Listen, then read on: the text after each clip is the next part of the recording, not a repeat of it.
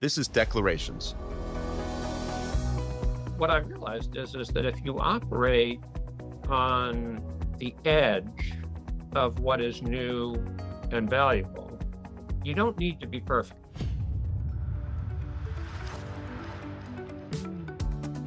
Hi, I'm Todd Rich, co-founder of Declaration Partners and head of our real estate investing business. Welcome to Declarations, a podcast where top investors and business leaders share their insights and provide an independent perspective. Today, we have the distinct pleasure of speaking with Dave Roux. Dave is a serial entrepreneur, having led, founded, and sold numerous companies in the tech sector and the world of private investments. Dave is perhaps most well known for co-founding Silver Lake and serving as its co-CEO and chairman.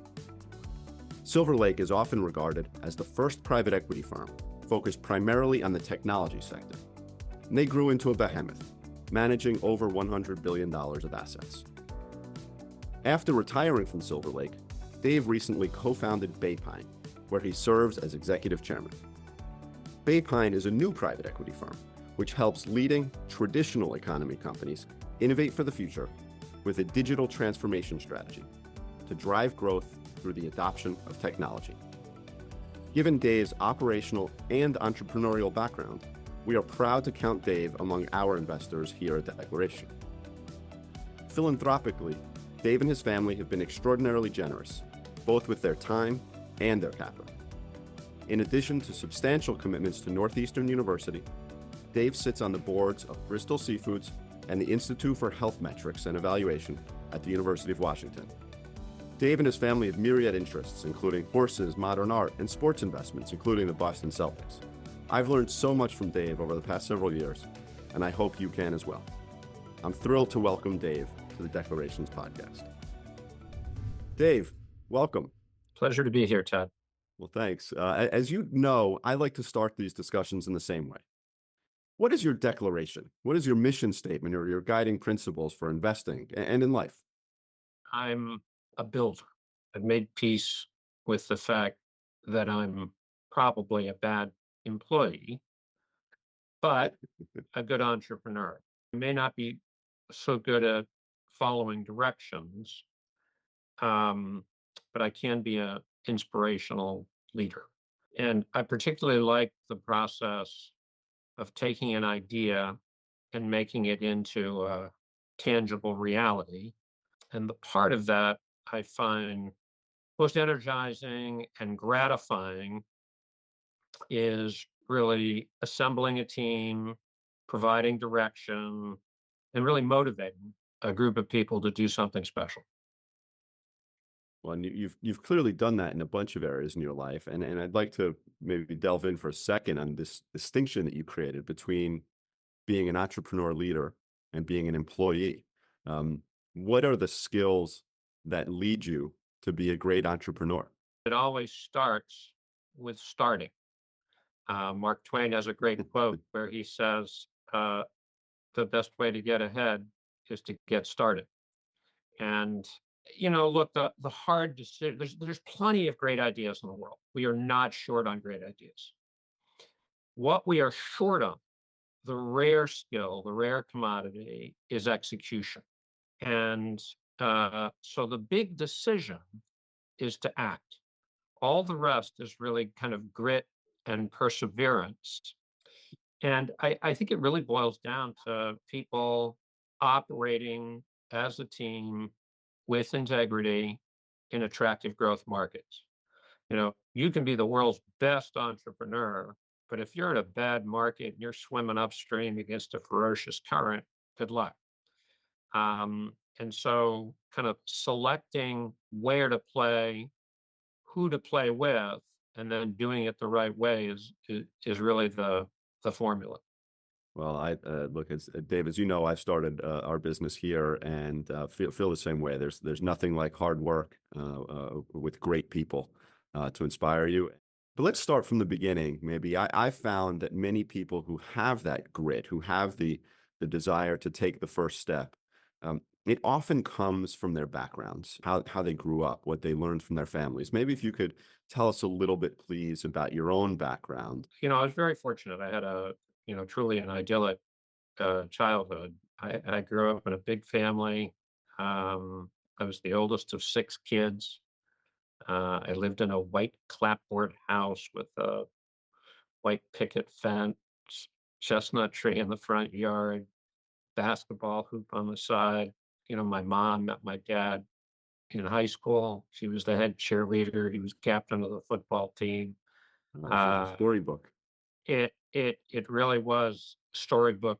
Mine was not a childhood where I'm overcoming great adversity, but rather being nurtured in an incredibly tight family with a great circle of friends, big focus on education. My dad was, president of the school board, head of the United Way, so lots of community involvement. And I think my parents and the extended family really modeled a way of living and a connection to the community where you lived and worked. One of the things that I remember you telling me once was that your parents, I think it was your parents, instilled a relentlessly positive attitude in you and your five siblings. What does that mean, and how has that led you to choose the entrepreneurial path? Well, my parents came from modest backgrounds. My granddad was a stone cutter. My grandfather on the other side was a Irish orphan who came to America at the turn of the century. My parents were the first generation college students. And they felt very fortunate for the opportunities they enjoyed. And the message from them was really all about the world being awash in possibilities and that you just needed to find it. One of the things that my mom would say all the time when we was suck it up, buttercup. And her point was simply that you just keep on going Yeah, and that not everything works out, but not everything has to work out. yeah, And that, what really matters is participating, learning, and just keeping up a kind of steady momentum. And, although I grew up in a small town, I think I was really blessed to have instilled in me this kind of great sense of adventure. And I think with respect to entrepreneurship, that I would say maybe I'm a little bit of a novelty junkie. I like new things, which is great because as an entrepreneur, if you're operating on the frontier of possibility and you're trying to do new things, you need to be equipped for managing all kinds of different, people and situations. Hi, this is Todd Rich. Thank you for listening to the Declarations Podcast, where top investors and business leaders share their insights and provide an independent perspective. We hope you're enjoying this episode. If you'd like to learn more about Declaration Partners or listen to more episodes of the Declarations Podcast, please visit our website at www.declarationpartners.com. And now back to the episode. Well, let's talk about one of those first adventures as you tried a new thing, and you went all the way from Maine to Boston. It sounds like you went to Harvard for undergrad. Did you know when you joined Harvard? Did you know that technology was in your future? Was technology really an industry at the time that was worthy of your next adventure, or how did you get into the industry? It was not a thing, and it never occurred to me that this might be a worthy career path. I thought when I went off to school, I would be a math professor, maybe an architect. I eventually, as an undergraduate, focused on econometrics, where the first generation of really big compute allowed people to start modeling the full range of interactions in the economy. And so I studied computational statistics and complex modeling, for which I had to learn to program. Right. Wow. And so, completely accidentally, I learned a valuable skill just before the time when that became critically important. I graduated from college in 79. IBM PC was introduced in 1982. Right. So, kind of right at the dawn of the PC revolution. And it's fascinating. I can't imagine there are many computational mathematicians or computer programmers at that time who then went to get a master's in philosophy. And I can't imagine there are many philosophy, degree holders who then get into technology and private equity. So you really must have had a sense of adventure this time. You must have just. It sounds like what you really loved was learning and trying new things. Is that right? Yeah, look, I'd won a scholarship, was at King's College, Cambridge, so I had an opportunity to go over there and, study a wide range of things. But I also had a chance to travel, spend a bunch of time in London. I rode on the crew team. I played tennis for the college. It was just a wonderful, couple of years. It sounds like after moving back to the States, I think you went back to Yeah. Harvard. Um, and then you founded a company. Was it right after business school? No, it was before business school. Okay. It was after Cambridge. I was part of a team of, I would say, business-minded economists, founded a company called Communication Studies and Planning to use complex modeling to design next generation digital networks, particularly, like regional microwave networks, interactive cable systems, and our particular specialty was helping companies decide where to put their geostationary satellites in orbit. And it was a math problem. We built up quite a business around that and then sold the business to Booz Allen. And during that experience, what I learned is that I knew quite a bit about computer modeling and hardly anything about business. I have a feeling that if you were to self-evaluate now, you would say that you know quite a bit about business and much less about computer modeling. For sure. For sure. I ended up back at business school at that point, with the idea that I would, round out that understanding. I was also dating my now wife, whose father was deeply unimpressed by my nerdy entrepreneurship, but seemed very excited about the fact that I was going to business school. So it had a big social plus for me. Well, hopefully you won him over time. Yeah. I can't emphasize enough the unintended and accidental nature of my career trajectory. But what I realized is that if you operate on the edge of what is new and valuable, you don't need to be perfect. I was in school just as the PC market was exploding, and there was very little software available. So I started a company that produced database software for managing large information sets, but being able to do that on a PC as opposed to a mini computer or mainframe, and sold that primarily to Wall Street. So that was a startup. I raised some money, hired some people, ended up selling that company to Lotus, which at the time made the leading spreadsheet. Anyway, I went there and had a chance to run four different divisions, ran the M&A program. And in doing that, I went from a company that had, you know, 10 or 15 million of revenue to 150 and then ultimately a billion. And so as a young guy, I was in my late 20s, I had an unusual, I would say, trial by fire. And then M&A really became a bit of a specialty, right? So you went from Lotus, like Yeah, you ran the M&A division, internal M&A, I'd call it, at Oracle, which was probably the fastest growing company, or certainly one of at the time. Maybe a yeah. little bit about that and how that shaped your learning and your growth. I did a company in between called Central Point Software, which we sold to Right. Symantec, very similar kind of story. So by the time I got to Oracle, I'd done a, $10 million company. I'd done $100 million company. I'd done $1 billion company. And Oracle was a billion going to 10 billion. I ran the new product development.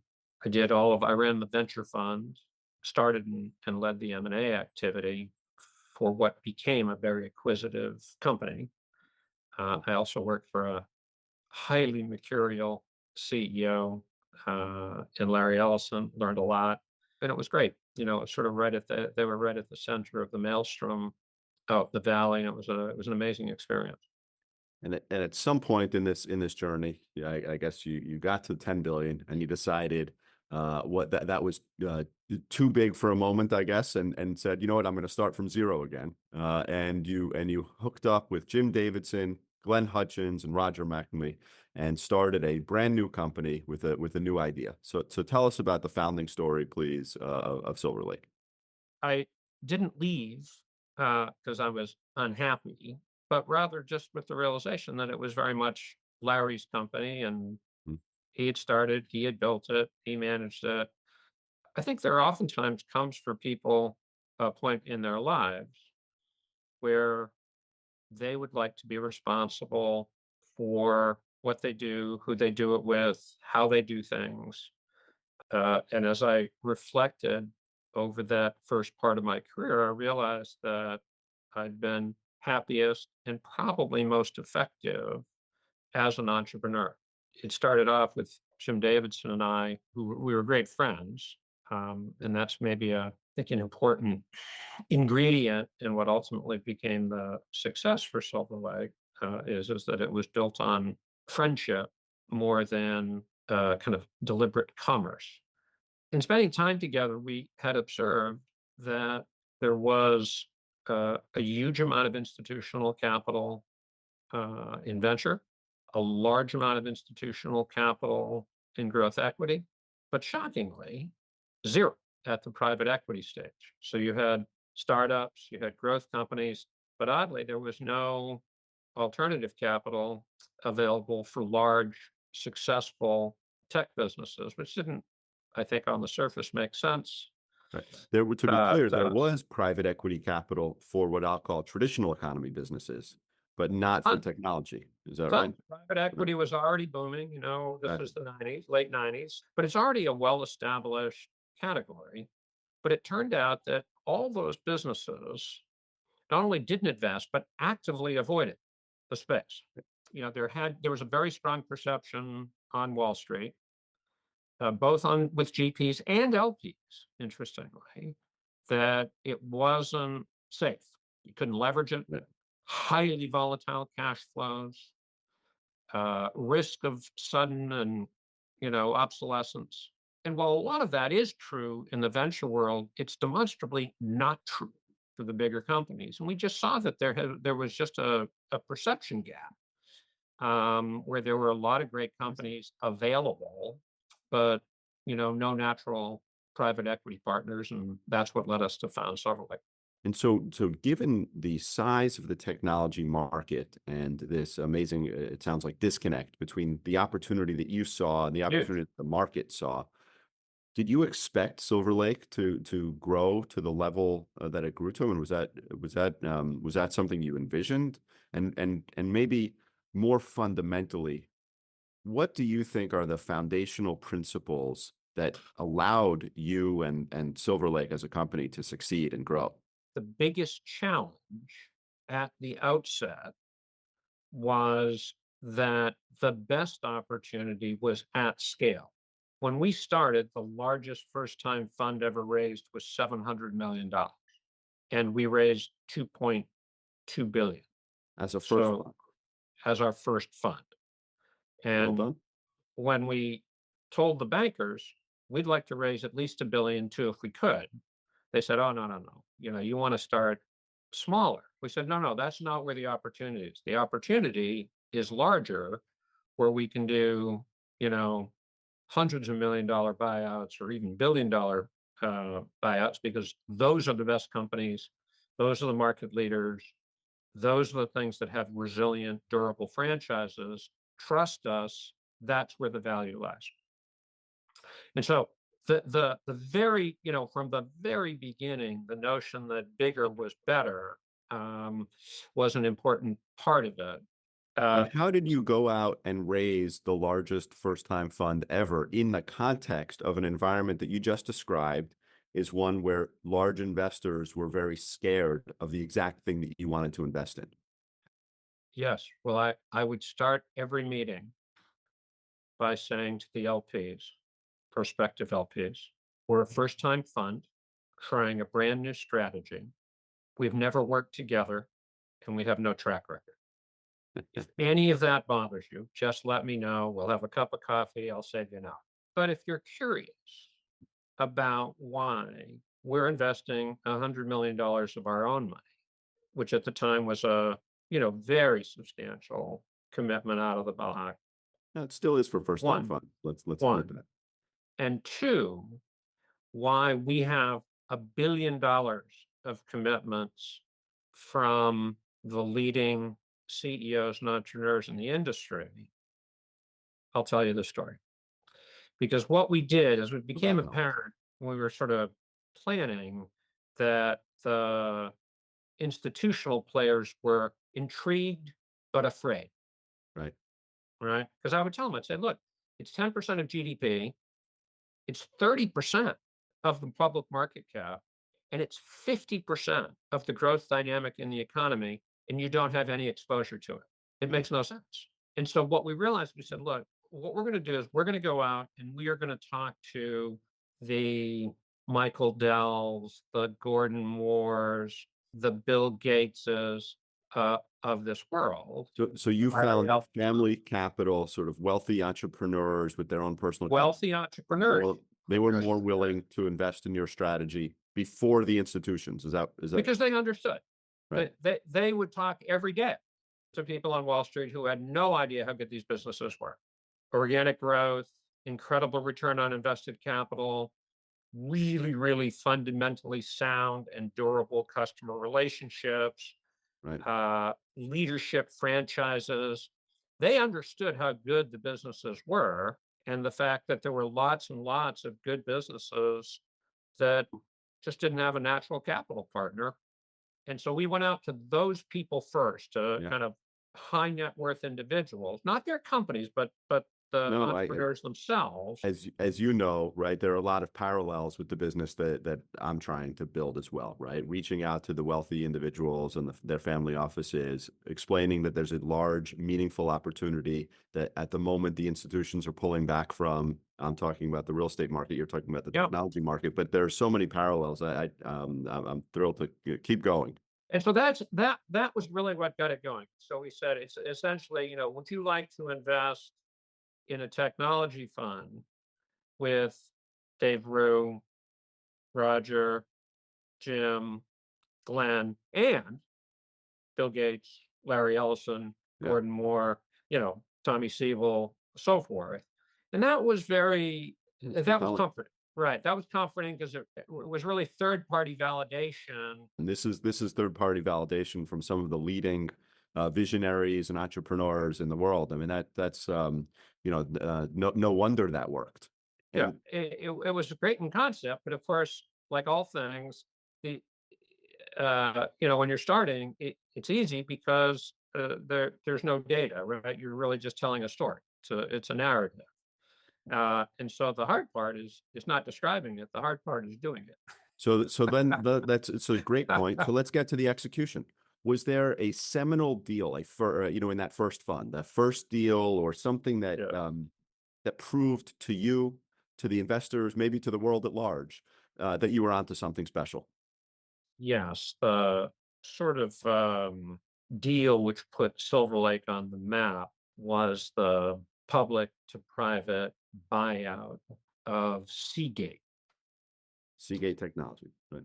Seagate was at the time, and by the way, still is, leading supplier of disk drive technology, spinning disks. Maybe for our youngest listeners, what's a disk drive? A disk drive is, yeah, yeah, it was a much unloved public company.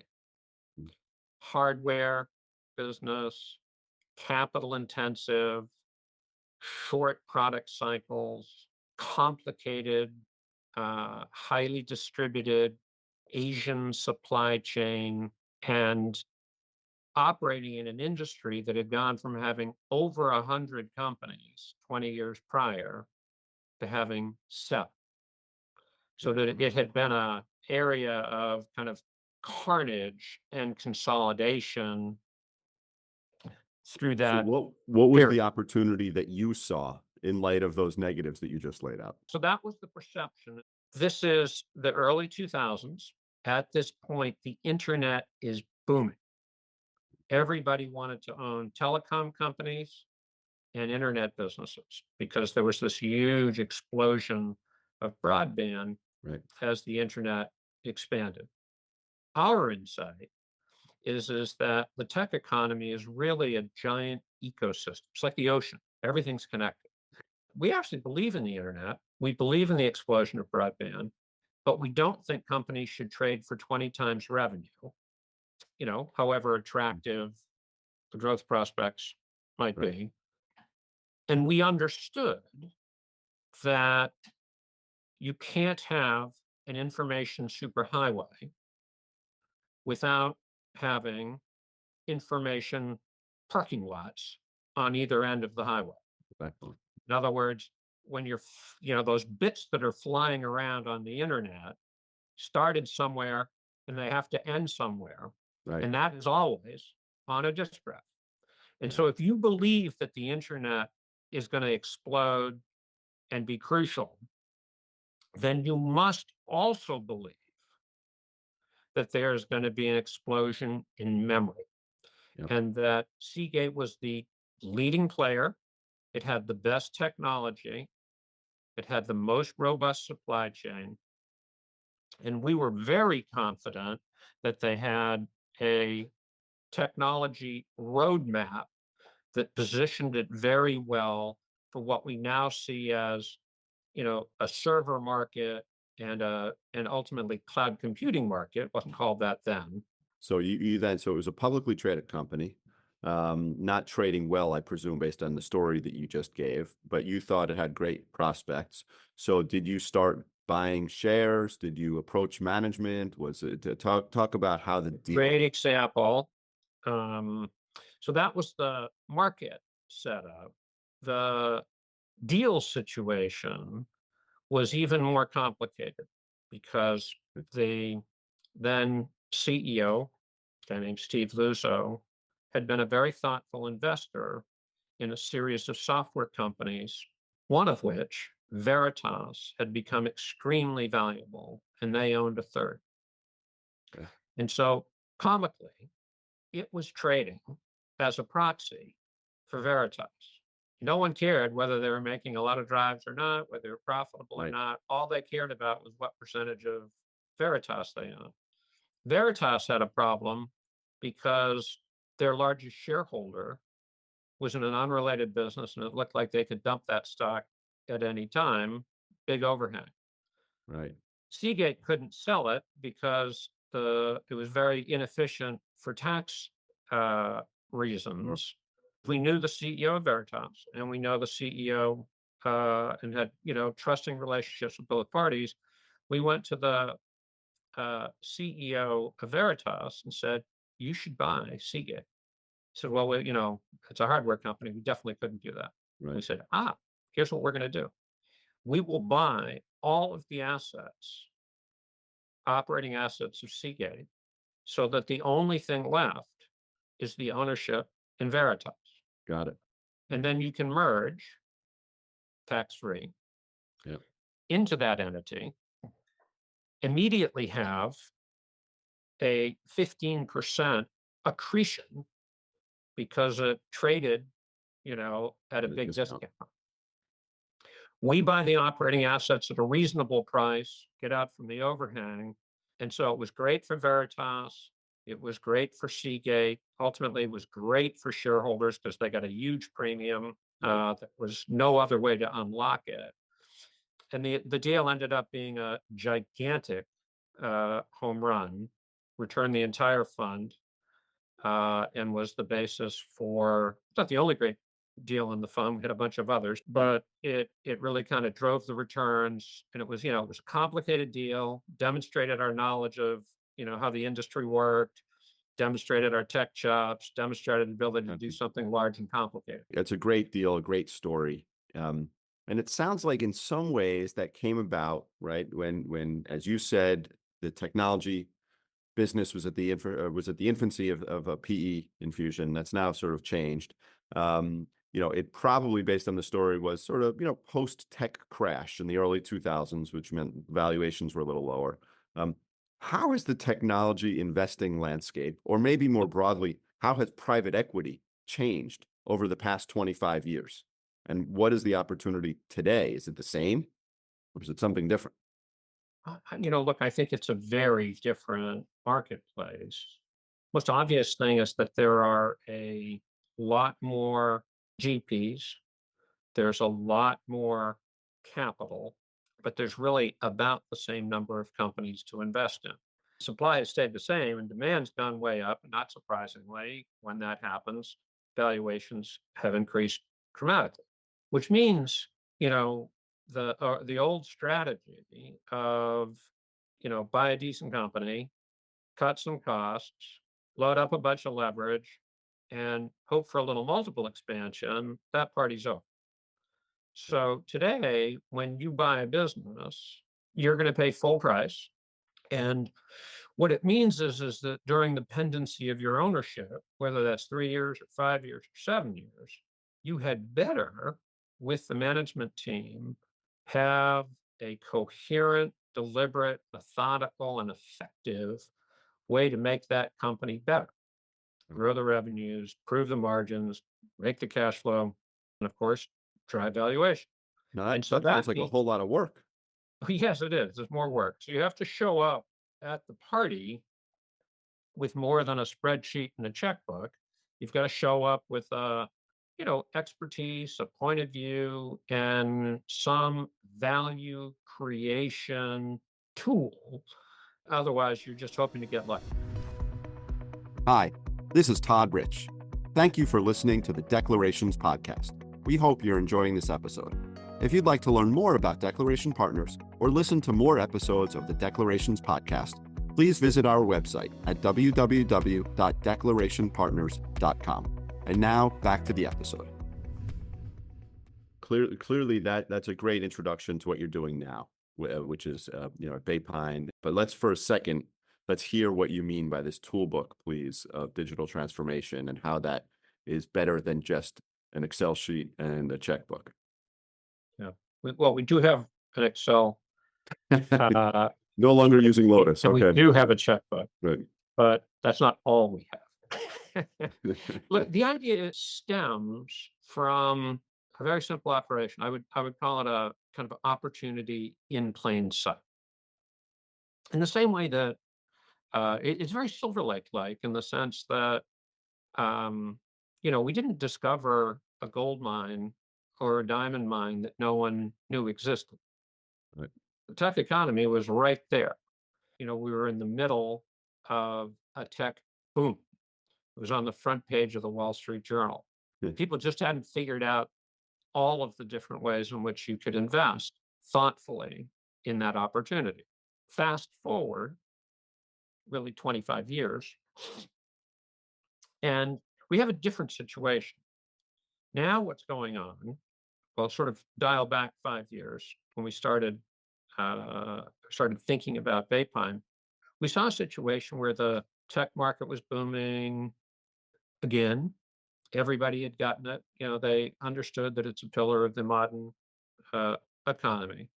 But they had, in our view, over-rotated to, it's all about the tech companies. It's all about NVIDIA. It's all about Apple. It's all about Google. It's all about Microsoft. And to be fair, those companies have in fact grown quite a lot. Certainly, if you look All at the great companies. percentage of the S&P of market cap, and it's incredible. That doesn't seem to be much of a private equity opportunity at the moment. So maybe just back to what All great companies. Mhm. right? But here's what they're missing, right? Which is that the biggest tech trend of our time is not the rise of AI, it's not social media, it's not the Internet of Things, it's not wireless networks. It is the digitalization of the rest of the economy. In other words, tech is 10% of GDP.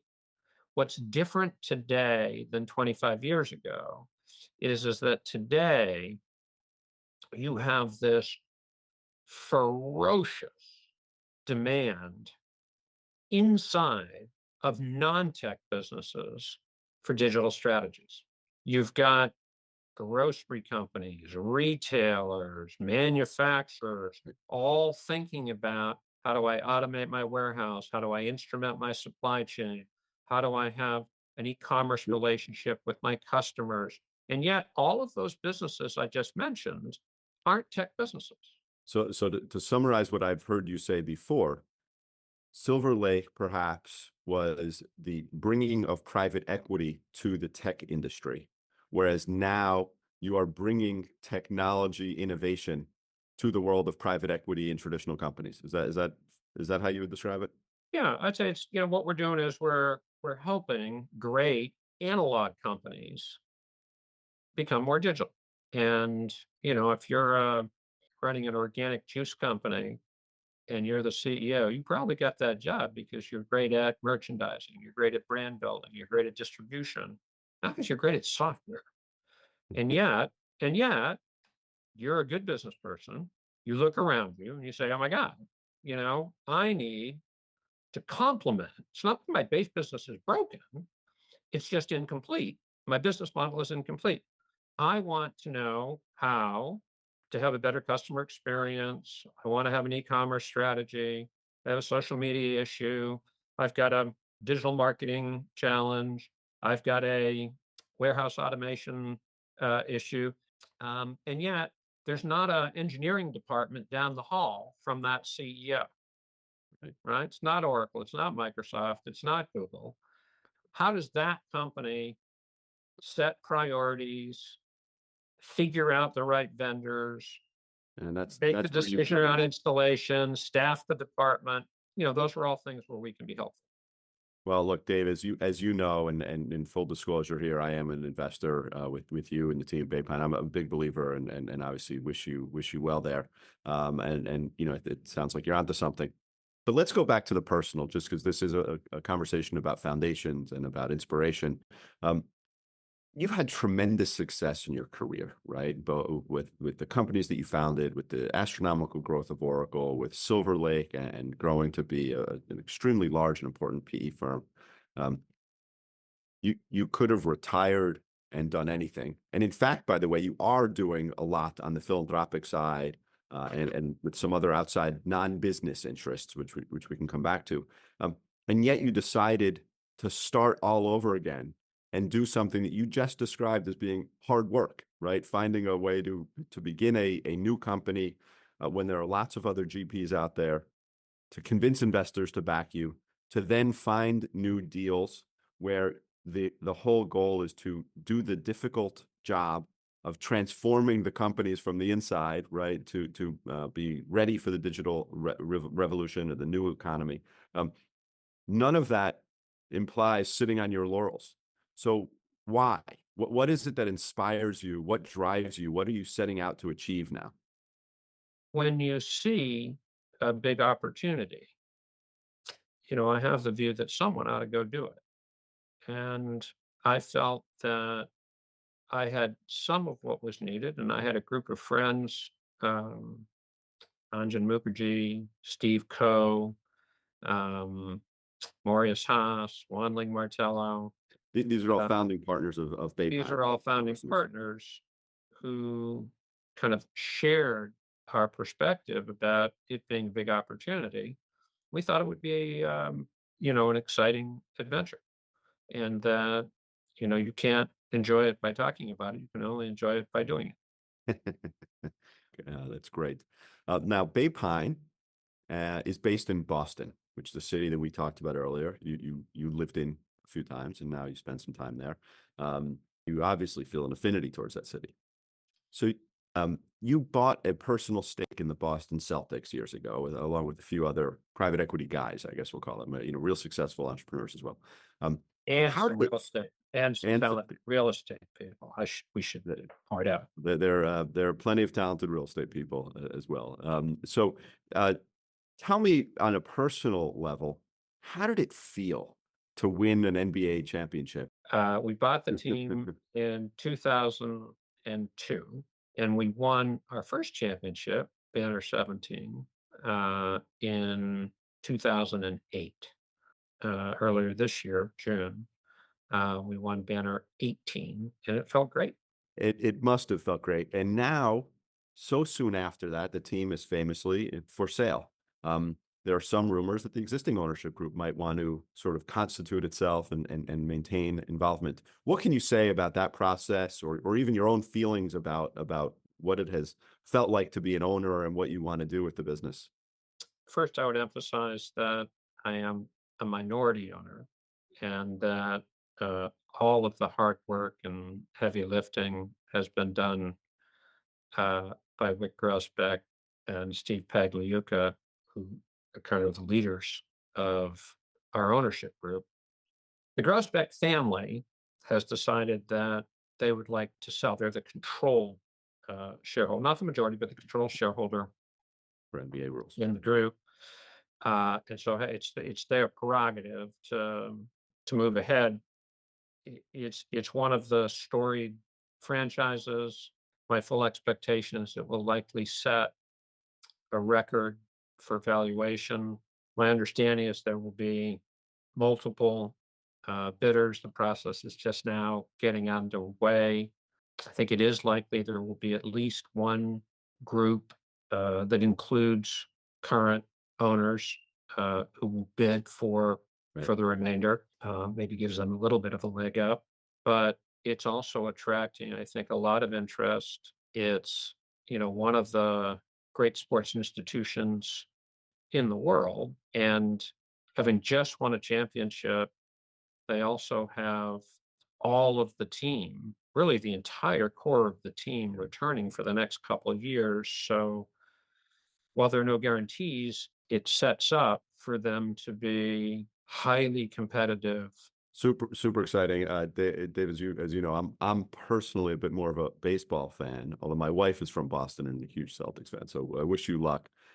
Any way you slice it, that's clearly been a great investment, whatever the outcome here. And maybe I'd like to use that as a jumping off point to talk a little bit more about other things that you and your family choose to invest in, really as a family office investor.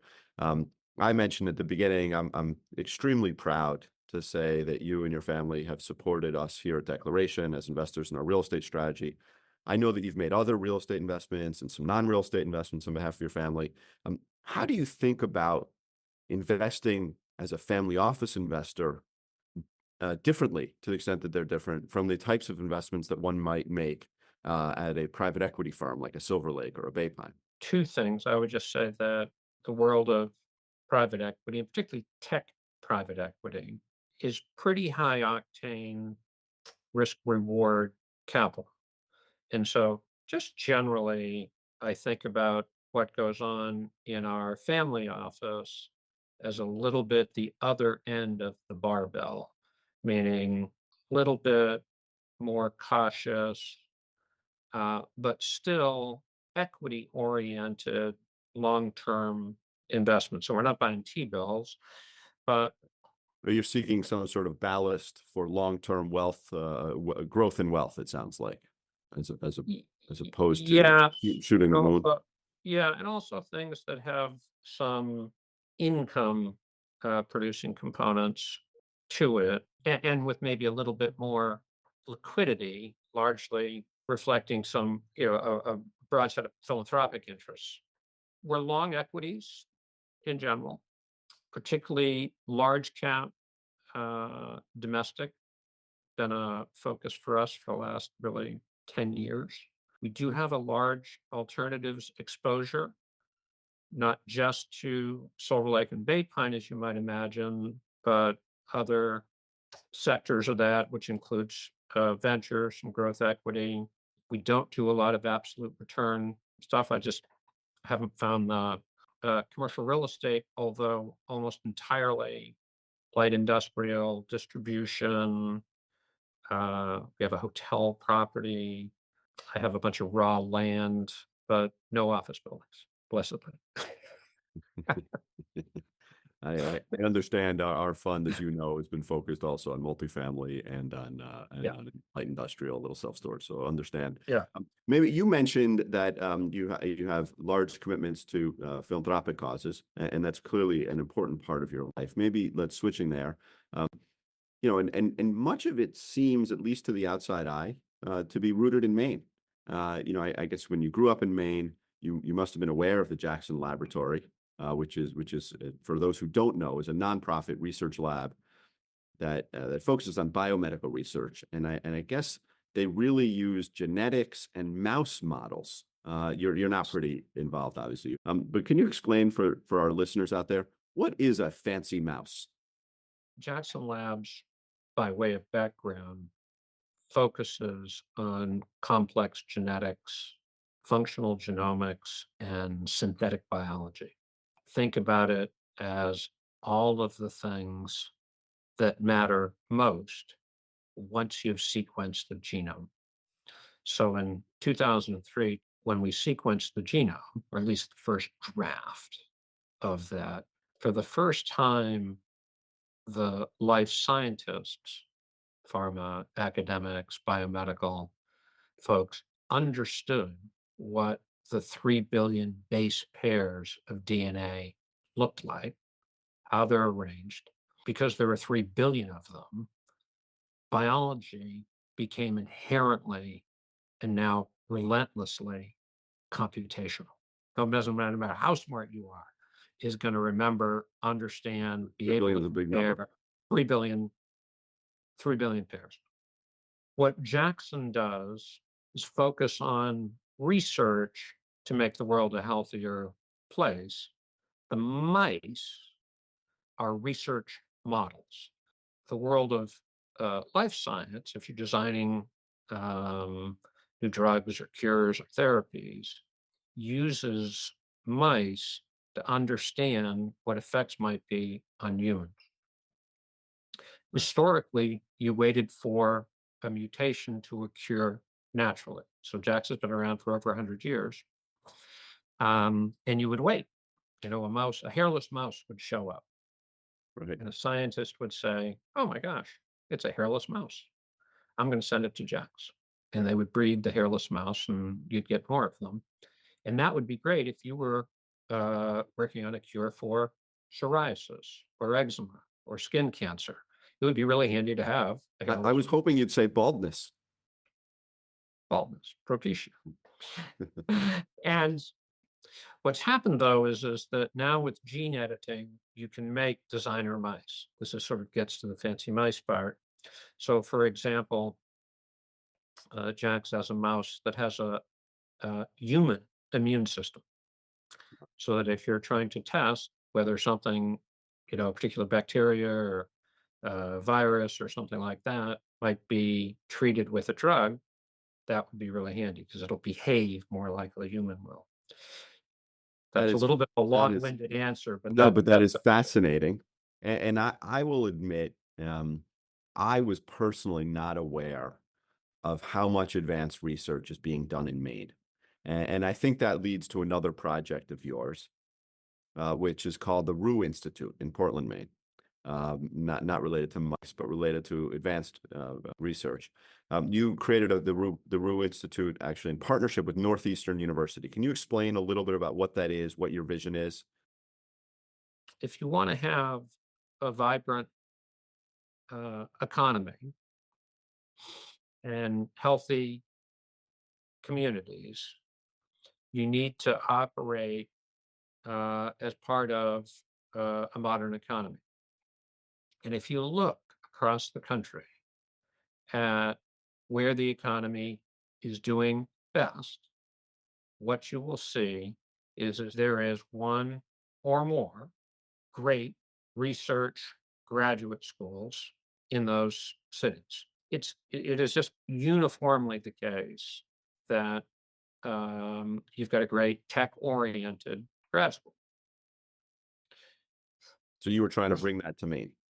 And so so we know how to teach. So we know what the foundation of a modern economy is already. It's kind of modern life sciences and it's digital engineering. We know what the two pillars are. Let's set up a graduate school that teaches those two things. It'll attract young people. It'll attract companies. It'll make the companies that are there stronger. And most importantly, it'll create an entrepreneur environment. Oh, that's fascinating and probably good long term for the real estate market. You're such a fascinating person, and there's so much more to touch on, whether it comes to your interest in art or your Olympic experiences with horses. I know your wife is very involved there. We could talk about your banjo, but I think in the interest of time, we may need to go to our closing questions.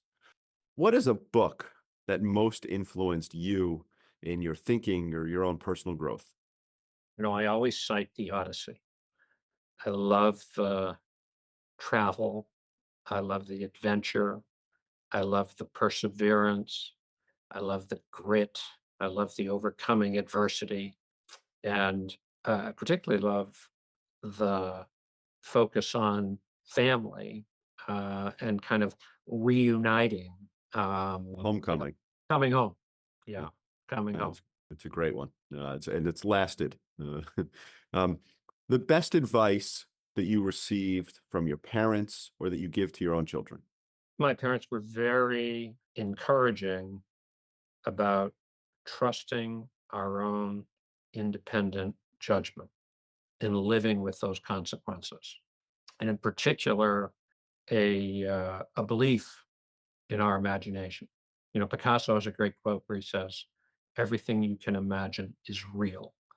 And what that means, Todd, is that makes there be a premium on taking the concept or the ideas and turning them into a tangible reality. It's sort of a therefore, you know, you must go do this. That's great. And as an entrepreneur, obviously, you talked about that and doing it. Last one, the Declaration of Independence famously talks about freedom for life, liberty, and the pursuit of happiness. What do you do in pursuit of happiness? I just completely love the outdoors. I like hiking, biking, sailing, paddling, fishing, and really kind of hanging out with my friends and family doing that. Well, that's fantastic. Dave, I really appreciate you spending the time sharing your insights, your independent thoughts. You are a wonderful entrepreneur, and I'm so proud of the relationship we've built. And I can't thank you enough for joining and for sharing your story. Thank you. Thanks, Todd. It was a pleasure being with you.